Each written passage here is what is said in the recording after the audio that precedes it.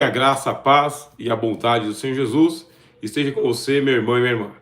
Seja muito bem-vindo ao projeto dos Teólogos de Fronteira, curso de psicanálise pastoral, do zero. Por quê? Porque é um grande empreendimento. Empreendimento na sua formação. Você que tem vocação, tem chamado, agora está recebendo a oportunidade para receber a formação. Sejam todos muito bem-vindos. Resolvido aqui o problema técnico do sinal de transmissão.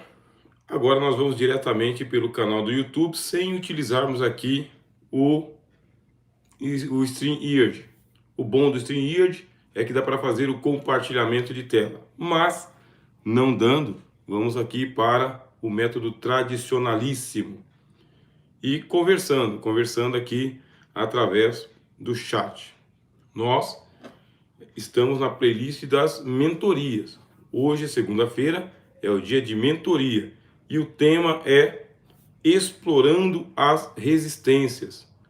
Vocês sabem que nós já trabalhamos 2 playlists somente para falar sobre resistências. E esta é a terceira. É a terceira mentoria voltada para isto. Por isso, entra lá aqui no canal, vai lá nas playlists mentoria e revisa. Alguns de vocês estão cobrando para que eu envie o artigo. Eu vou enviar o artigo. Para quem está matriculado no curso, está recebendo todo o suporte pedagógico, todo, para que a tua formação seja completa, seja perfeita, para que seja satisfatório quando você receber o seu diploma. Nós estamos marcando para termos o nosso próximo encontro presencial. Eu vou confirmar com vocês lá no nosso grupo o dia exato em que nós estaremos ali para podermos fazer o nosso encontro presencial. E eu vejo aqui presente já alguns irmãos, nosso irmão José Silva, que a paz seja convosco, nosso irmão Edson Ribeiro, Shalom Adonai, Lourival Silva, dando boa noite aos irmãos, nosso irmão José Fernandes.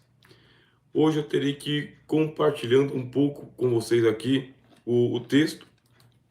Por quê? Porque não dá para fazer a transmissão pelo StreamYard. Vocês vão acompanhando pelo chat.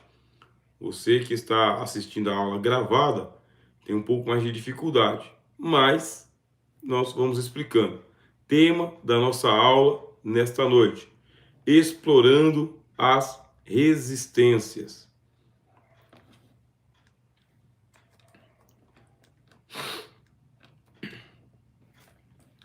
Aqui o texto. A tarefa do analista pastoral não é forçar a remoção dessas resistências, mas ajustá-los a perceber a função dessas barreiras. Vocês lembram que nós falamos sobre o aparelho psíquico, ele tem um mecanismo de defesa, e esse mecanismo de defesa, ele serve para ajudar a pessoa a viver com os seus traumas, não pensando o tempo todo no seu trauma. Mas de vez em quando esse mecanismo de defesa ele fica muito forte. E quando a pessoa vem para a terapia, ela não se deixa conhecer, oferece bastante resistência. Nós falamos sobre alguns sinais comuns para a pessoa que está com a sua resistência muito forte. Nós falamos sobre o desconforto ou a tensão ao falar sobre tópicos específicos, muitas vezes refletidos na linguagem corporal. Também falei sobre a mudança de assunto ou minimização da importância de eventos significativos. Tudo isso está na palestra que nós fizemos aqui na semana passada. Ainda falei sobre a resistência e confrontação de verdades pessoais que contradizem crenças ou valores enraizados. Ainda, projeção de culpa ou responsabilidade em terceiros, evitando reconhecer os próprios conflitos. E hoje nós vamos explorar essas resistências. A tarefa do analista pastoral não é forçar a remoção dessas resistências. Você tenta imaginar que é um paredão essa resistência. uma parede enorme, gigantesca, feito com bloco e concreto. Não dá para, em algumas sessões, algumas entrevistas, algumas conversas, não dá para remover essas resistências, mas ajudar o paciente a perceber a função dessas barreiras. Muitas vezes, essas resistências são mecanismos de defesa construídos para proteger o paciente de dores ou traumas não resolvidos. Ou seja, o aparelho psíquico ele está funcionando. Se a pessoa não quer acessar o seu material inconsciente, lembre-se, nós estamos aqui numa mentoria para a terapia da vontade.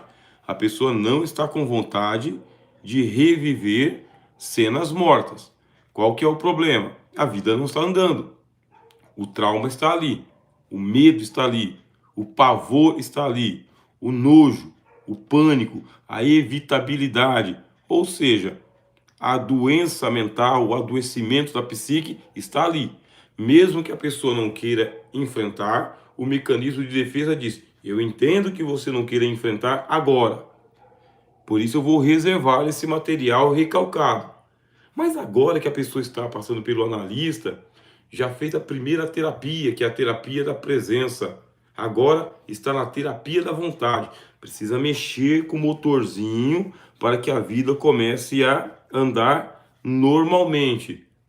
Assim, existe um caráter benéfico, positivo para as resistências, os bloqueios, mas se está atrapalhando a saúde mental, a boa vida, a boa consciência vai ter que ser tratada.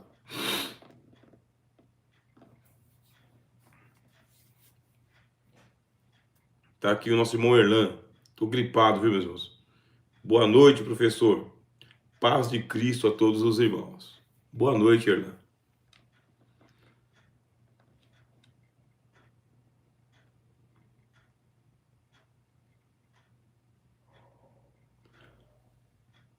Muitas vezes essas resistências são mecanismos de defesa construídos para proteger o paciente de dores ou traumas não resolvidos.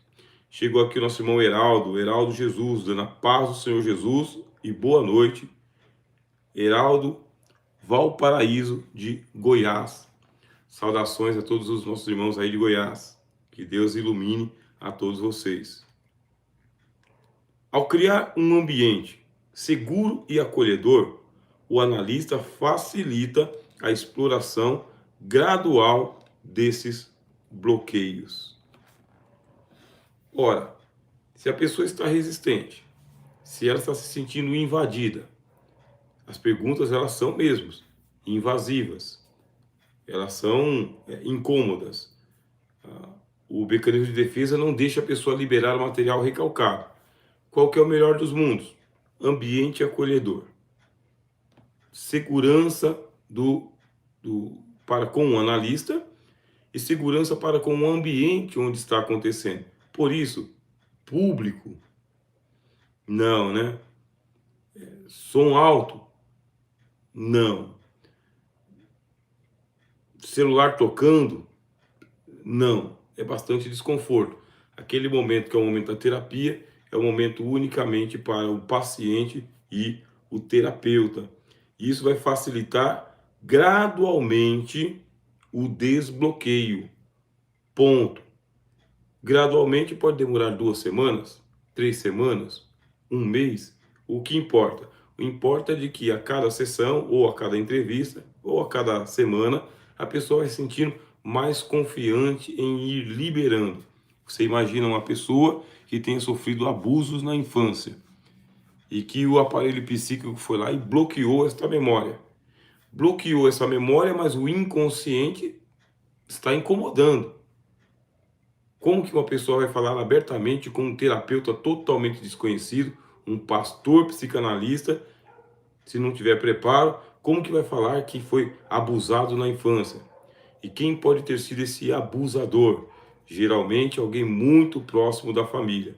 Quer dizer que a pessoa vai demorar mesmo para soltar esse tipo de confissão, esse tipo de situação que está no seu inconsciente e que pode ter se esquecido, tá bem? Realmente a pessoa pode ter assim uma amnésia absoluta.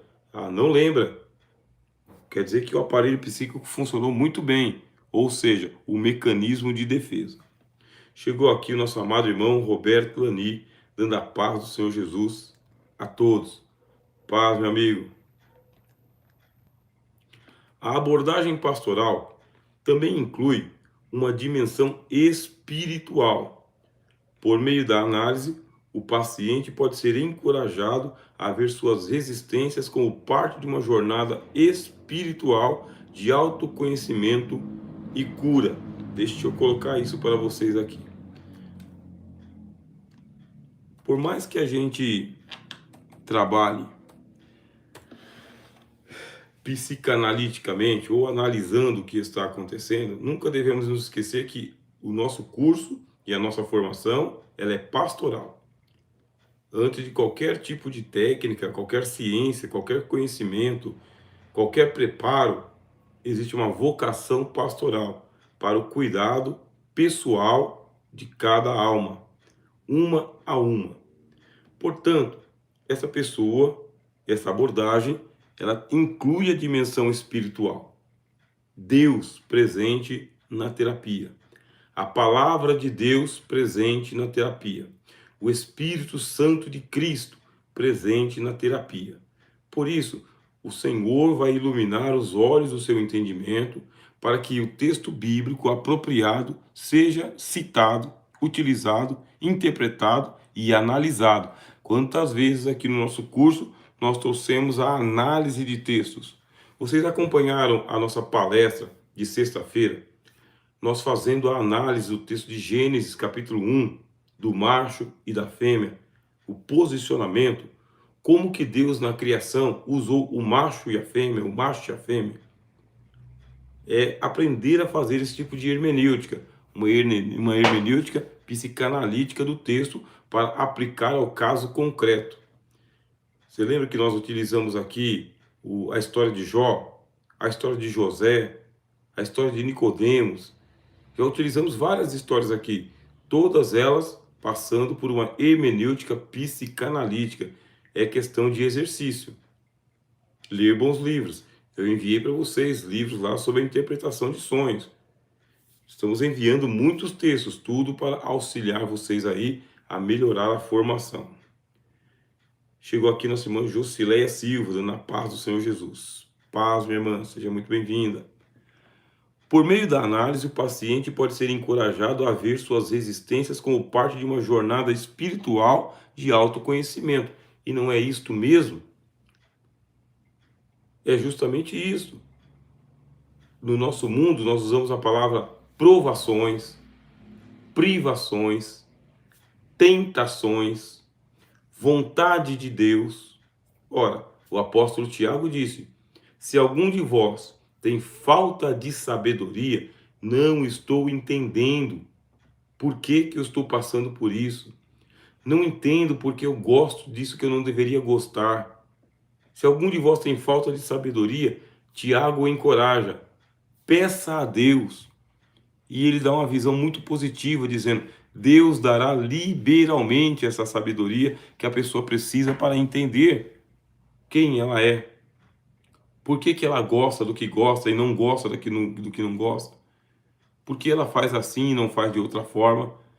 Peça a Deus, que a todos dá liberalmente e não lança em rosto. É uma jornada espiritual. Você pega textos como: quando eu era criança, eu pensava como criança, discorria como criança. Agora eu acabei com as coisas de criança.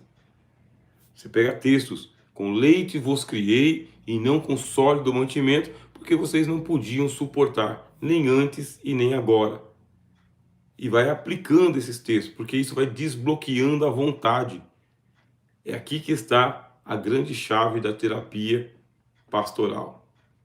É o poder da palavra de Deus, acima de qualquer teoria psicanalítica. Ah, então eu não preciso de psicanálise. É que a psicanálise ela entra como ferramenta, meu irmão.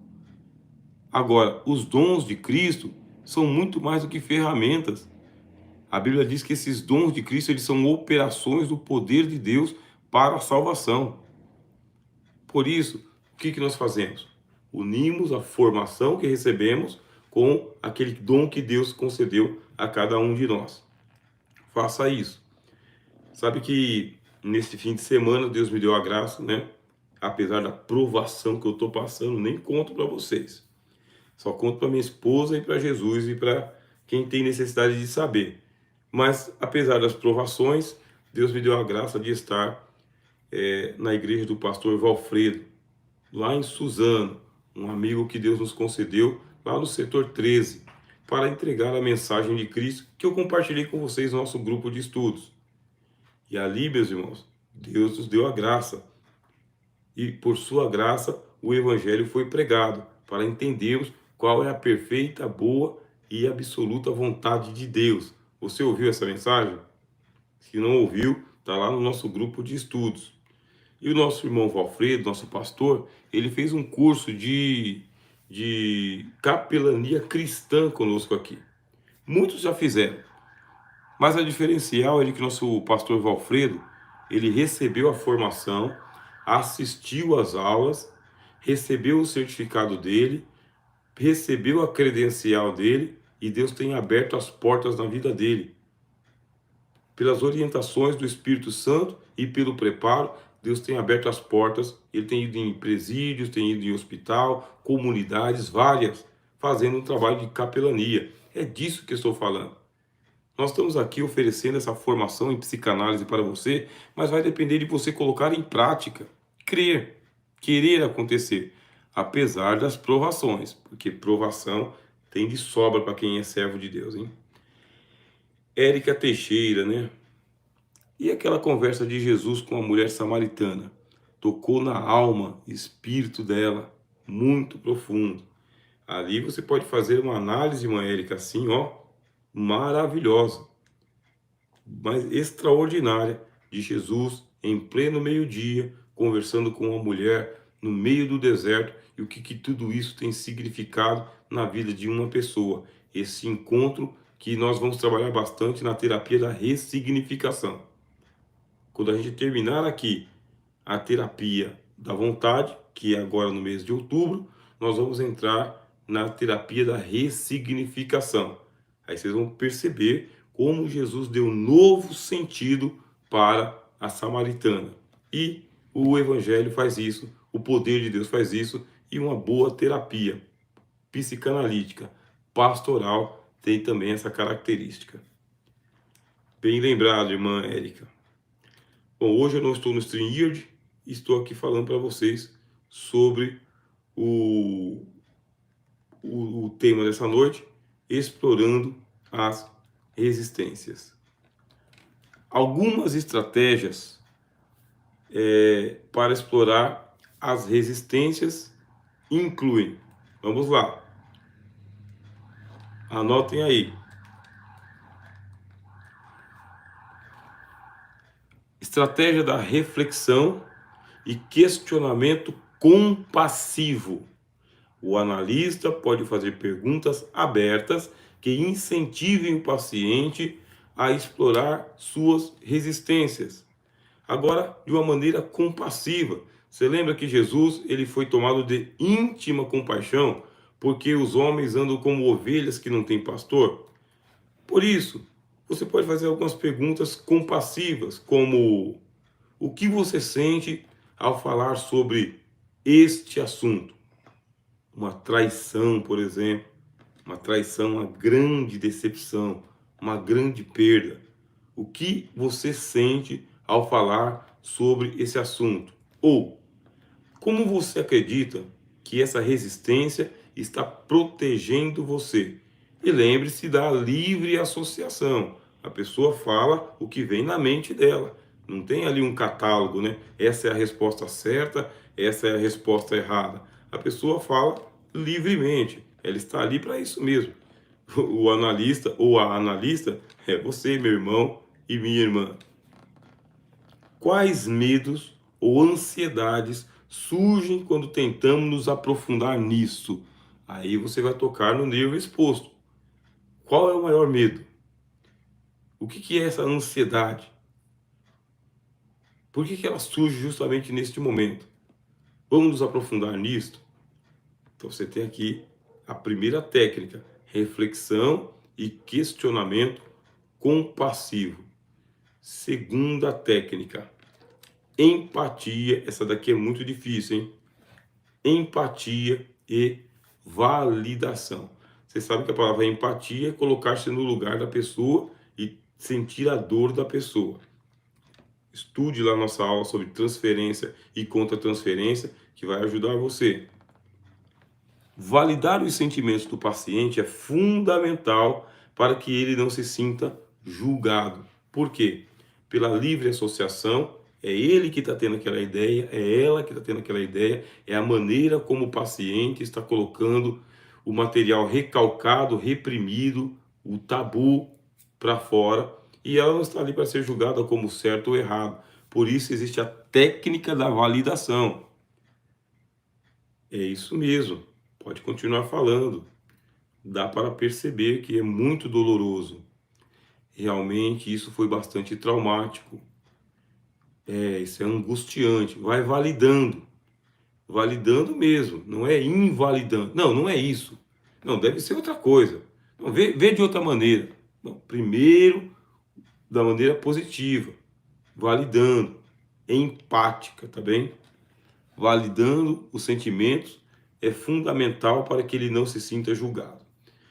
Irmã Érica comentando aqui, estamos vivendo num período onde a alma da humanidade está sendo atacada na saúde mental. É um bombardeio com muito lixo cultural, sem contar a ação demoníaca, os espíritos que atuam na mente. E isso não é novidade, eles estão aí já há milênios fazendo essas artimanhas. Que século difícil. Resistências muitas vezes surgem, leia aqui no chat, resistências muitas vezes surgem da dor e da autoproteção, e a empatia permite que o paciente se sinta compreendido e aceito. E essa compreensão, essa validação e essa aceitação é por causa que a pessoa precisa do ouvido não julgador, daquele que seria o ajudador. Veja só o Espírito Santo. O Senhor Jesus lhe disse, olha, eu vou enviar a vocês o outro Consolador, para que seja com vocês, o Paráclito, o advogado. Esse é o advogado, ele não é o promotor de justiça que vai promover a acusação. O Espírito Santo ele é entregue a nós para que ele, com gemidos inexprimíveis, fale diante de Deus aquilo que nós não temos condições de falar. Essa é a pessoa do Espírito Santo. E ele sonda todas as coisas e conhece a cada um de nós. Mas o Espírito Santo não é o acusador dos irmãos. O acusador dos irmãos é o outro, o adversário. O Espírito Santo é o consolador, é o advogado, é o paráclito, é aquele que conhece todas as coisas. Por isso, ele, muito mais do que se empatizar, ele se comove, ele se compadece, porque conhece as nossas fraquezas. Esse é o papel que um analista faz. Se condói, se compadece, tem misericórdia, tem empatia e passa a compreender aquilo que a pessoa está passando, e nessa compreensão é fundamental para que esse material seja tirado. É um lixo, meu irmão. Quando a gente está falando aqui dessa memória morta, desse inconsciente que incomoda, ele é um lixo que apodreceu dentro da alma. Então a alma está adoentada porque essa memória é uma memória morta, que precisa ser tratada à luz da terapia, terapia da vontade. Por isso, dê voz àquele que está te dando voz. Dê voz, deixe falar, fale à vontade. Uso de narrativas bíblicas. Deixa eu colocar para vocês aqui.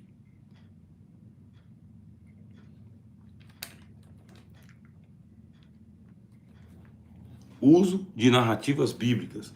No contexto pastoral, o uso de histórias bíblicas pode ajudar o paciente a refletir sobre suas resistências. Por isso, Bíblia, meu irmão, teologia, conhecimento da palavra de Deus.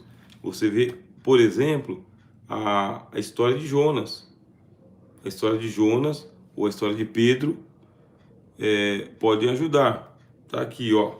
Por exemplo, passagens como Jonas, que resistiu à missão que Deus lhe deu, ou Pedro, que negou a Cristo por medo e insegurança.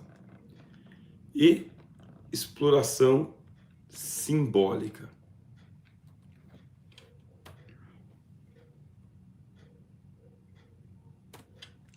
Exploração simbólica. O analista pode ajudar o paciente a reconhecer padrões simbólicos em sua resistência, ligando esses padrões a experiências passadas ou crenças que precisam ser reavaliadas. Cada um de nós tem um repertório de símbolos. Esse repertório de símbolos pode ser cores. A pessoa sempre usa o preto, o azul, o amarelo, o vermelho, o branco. A pessoa repetitivamente fala de números, dias que são dias mais especiais do que outros. Quer dizer que são símbolos. O lado direito, o lado esquerdo, o centro. Tudo isso aí são repertórios, porque vai se explorando o mundo simbólico de cada um.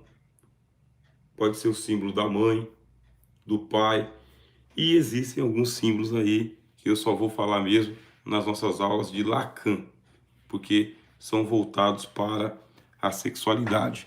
Uma coisa é certa, se a sexualidade da pessoa não estiver equilibrada, isso está indo parar no inconsciente. E se vai parar no inconsciente, precisa ser explorado. Por quê? Porque o inconsciente, estando adoecido, também vai adoecer o consciente. Por isso, não perca as nossas aulas que estamos falando sobre Platão, Lacan e a obra O Banquete. Estamos quase terminando o nosso encontro nesta noite, mas vamos lá. Integração da resistência com a cura.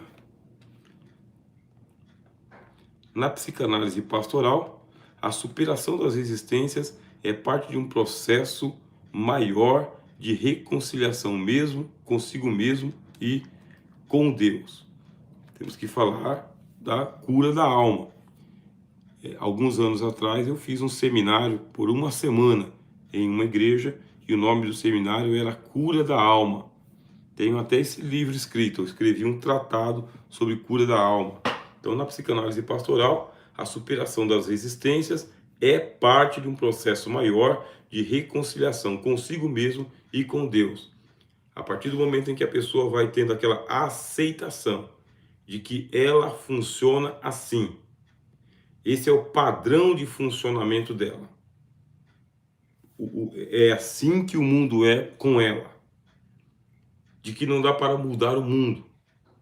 E qualquer mudança que a gente faça em nós, qualquer mudança que você fizer em você, ela é uma mudança mínima, ela é uma mudança gradual, não muda muita coisa. Ninguém pode mudar tudo o tempo todo, porque seria uma esquizofrenia, seria um suicídio. Até as músicas que falam sobre Deus tirar o nosso eu e ficar só Ele, do ponto de vista psicanalítico, é problemático. Vou usar um eufemismo. Vamos supor que Deus tire todo o eu que tem em você. Que Deus mate o seu ego. Que Deus retire todo o eu que está em você. Fica o quê? Fica o quê no lugar? Se você tem um eu, o seu eu pode estar adoentado, pode estar enfraquecido, pode estar magoado, mas Deus não pode arrancar o seu eu de você, porque o seu eu é você. Você é o que você é. Agora peça para Deus fazer a cura do eu. A cura do eu interior. Peça para Deus colocar a mão, colocar o bálsamo, dar um autoconhecimento. Você vê que o apóstolo Paulo ele pede a Deus que retire dele um certo espinho na carne, porque esse espinho na carne faz parte da personalidade de Paulo, da história de Paulo. Assim, eu até posso cantar, né, para não ficar feio, assim, fico refletindo, mas pedir para Deus tirar o ego é como se pedisse para Deus destruir a sua identidade. Então peça para Deus curar aquilo que está adoentado na alma. O livre-arbítrio morre? Não entendi a pergunta, irmã Érica. Tá, o contexto. Se o livre-arbítrio morre, eu não entendi o contexto. Mas se a irmã contextualizar a pergunta, eu posso compreender melhor. Tá?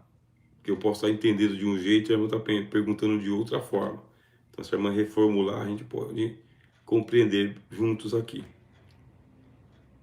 Ao ajudar o paciente a reconhecer suas resistências e integrá-las à sua jornada de cura, o analista promove uma visão mais compassiva e menos crítica de si mesmo, facilitando um crescimento pessoal profundo. Sabe aquela pessoa que cobra muito de si?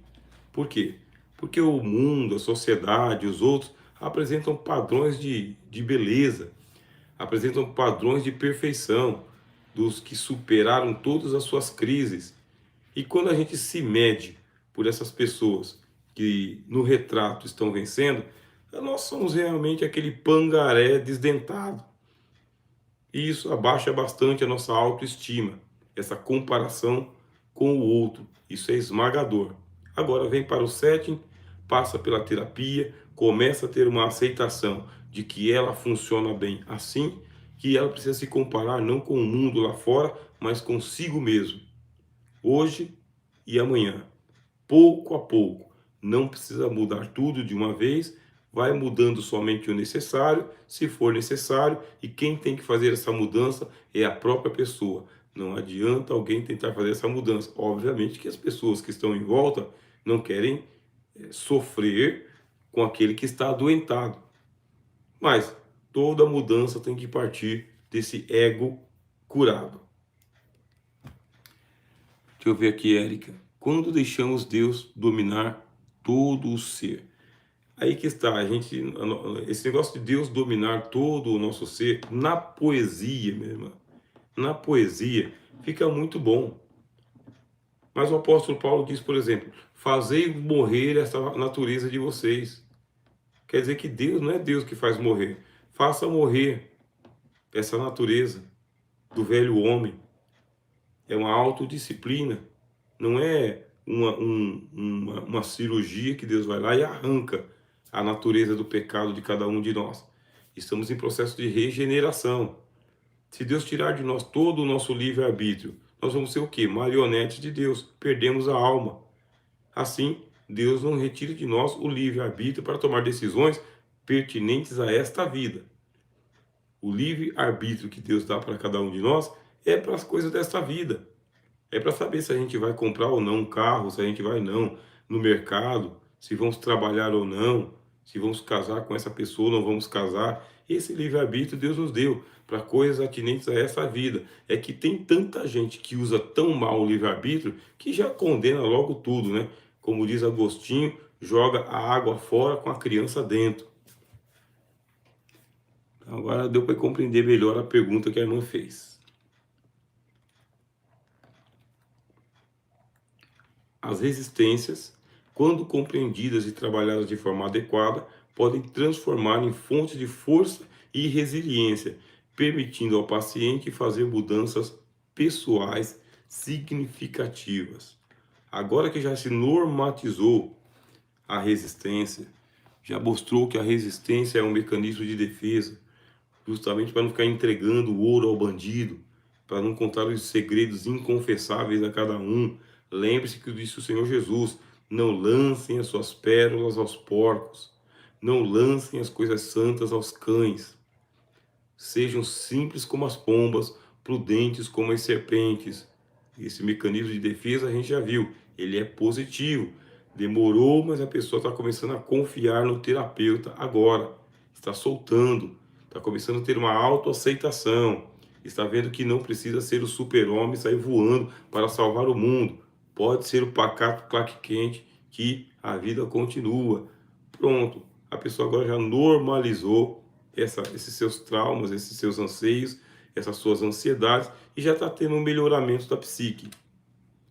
É isso que está escrito aqui no chat para vocês. As resistências, quando compreendidas e trabalhadas de forma adequada, podem se transformar em fontes de força e resiliência, permitindo ao paciente fazer mudanças pessoais. Deixa eu terminar essa parte dessa noite. Ainda vamos ter mais uma para a próxima semana também. Existe aqui, ó, uso de interpretações graduais. Aqui, ó. Em vez de confrontar diretamente, o analista deve introduzir interpretações graduais, propondo reflexões que suavemente encorajam o paciente a reconsiderar suas reações. É perder aquela esperança, mas perder mesmo aquela esperança salvacionista de que ele vai sair curado na primeira sessão. É gradual, não é gradual? Uma casa não se constrói gradualmente, a própria vida não se arrasta. Já percebeu como a vida é breve, mas ela é lenta? Portanto, em vez de confrontar diretamente o analista deve introduzir interpretações graduais, propondo reflexões que suavemente encorajam o paciente a reconsiderar as suas reações. Por exemplo,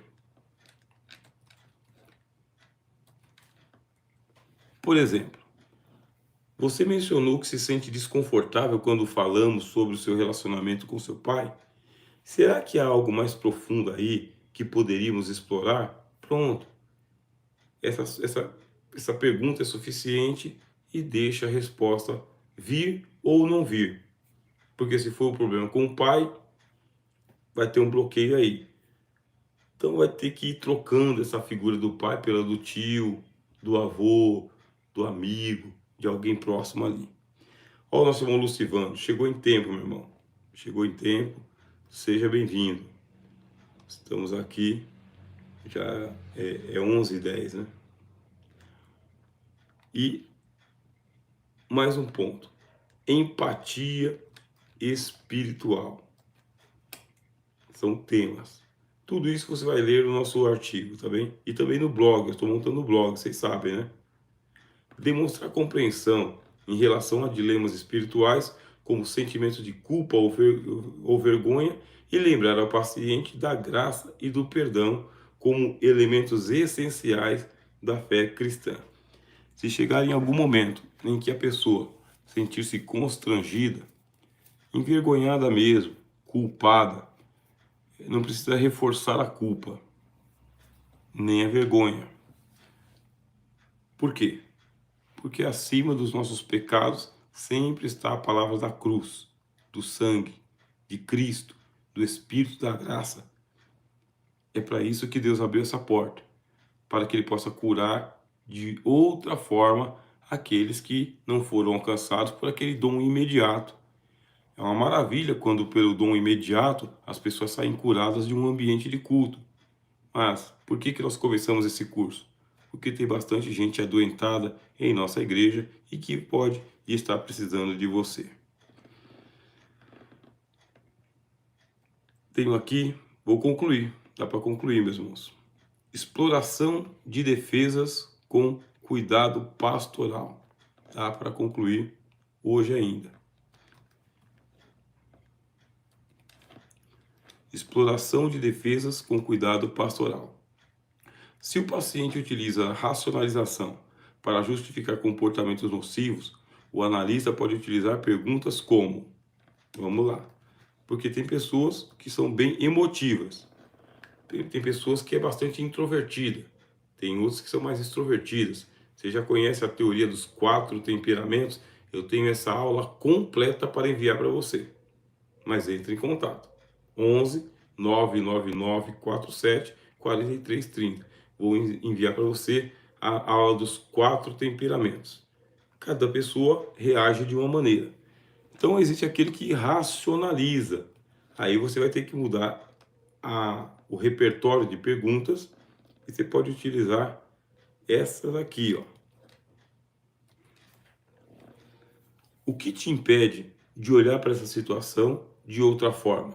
Ou como você acredita que Deus vê essa situação? Você convidou a pessoa a fazer uma reflexão intelectual. Isso convida o paciente a explorar a resistência sem se sentir atacado. E aplicação na psicanálise pastoral. Durante a prática pastoral, é útil entender a resistência como uma forma de proteção. Assim, o objetivo não é erradicá-la, mas compreendê-la como um indicativo de áreas sensíveis que precisam de atenção. O analista deve evitar o confronto direto e trabalhar para criar um ambiente seguro onde o paciente sinta-se encorajado a lidar com as suas defesas. Por exemplo, ao identificar que um paciente evita discutir um trauma passado, o analista pode fazer uso de técnicas de escuta ativa e reflexiva, respondendo com: eu noto que quando falamos sobre esse assunto, você muda rapidamente de tema. Podemos explorar juntos o que te faz evitar isso? Vou colocar aqui para vocês.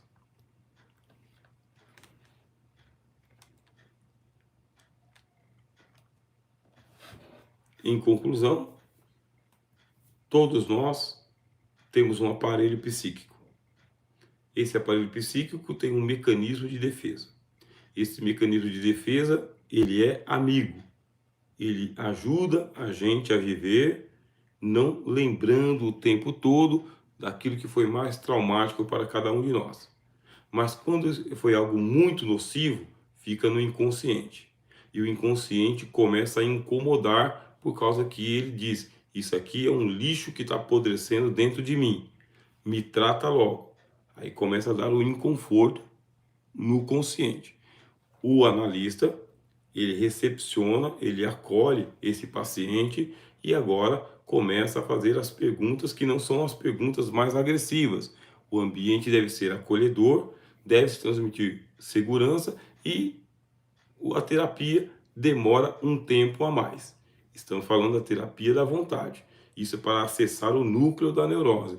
Acessou o núcleo, liberou esse material, a pessoa passou a contar, aí vem aquele repertório de perguntas que vai suavizando a situação para mostrar que a pessoa funciona assim, que nem tudo é anormal, só precisa ser normalizado. Se a pessoa for muito racionalista, muito crítica ou crítica demais consigo, ela precisa sim da palavra de Deus para saber que Deus perdoa, cura, salva, restaura e dá um novo começo a cada um de nós a todas as manhãs. É isso, meus irmãos. Fiquem na paz, uma boa noite. Vamos descansar. Deus abençoe.